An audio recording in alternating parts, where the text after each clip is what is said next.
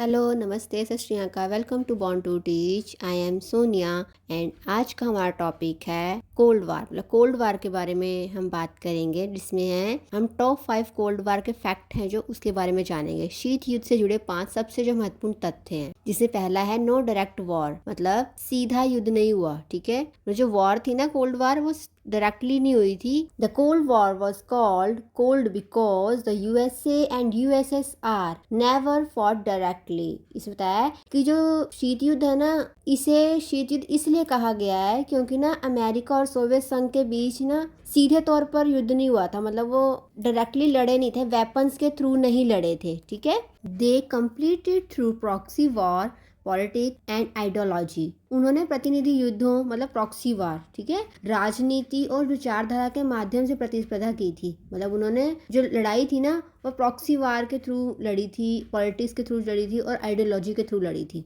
Second fact है two super powers, दो महाशक्तियां। The world was divided between USA and USSR. विश्व ना 2 गुटों में बट गया था। एक था अमेरिका जो कैपिटलिज्म की बात करता है, मतलब पूंजीवादी।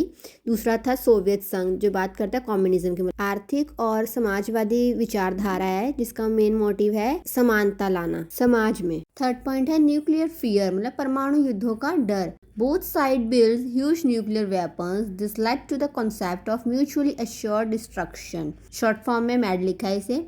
इसने बताया दोनों देशों के पास ना इतने परमाणु हथियार थे कि युद्ध होने पर पूरी दुनिया खत्म हो सकती थी, मतलब दुनिया नष्ट हो सकती थी पूरी। इसी से पारस्परिक रूप से सुनिश्चित विनाश की अवधारणा का जन्म हुआ। मतलब कि सुनिश्चित किया गया कि जब परमाणु हथियार ज्यादा हो जाएंगे तो जो देश है उसका अंत निश्चित है, यदि इन हथियारों का इस्तेमाल किया गया युद्ध में। तो फोर्थ पॉइंट है क्यूबा मिसाइल क्राइसिस। 1962 में हुआ था ये।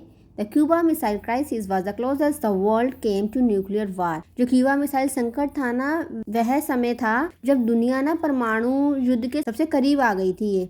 लास्ट पॉइंट है एंड ऑफ कोल्ड वॉर 1991 में शीत युद्ध का अंत की बात हो रही है। शीत युद्ध का अंत हुआ था 1991 में। The cold war was ended with the collapse of the Soviet Union in 1991।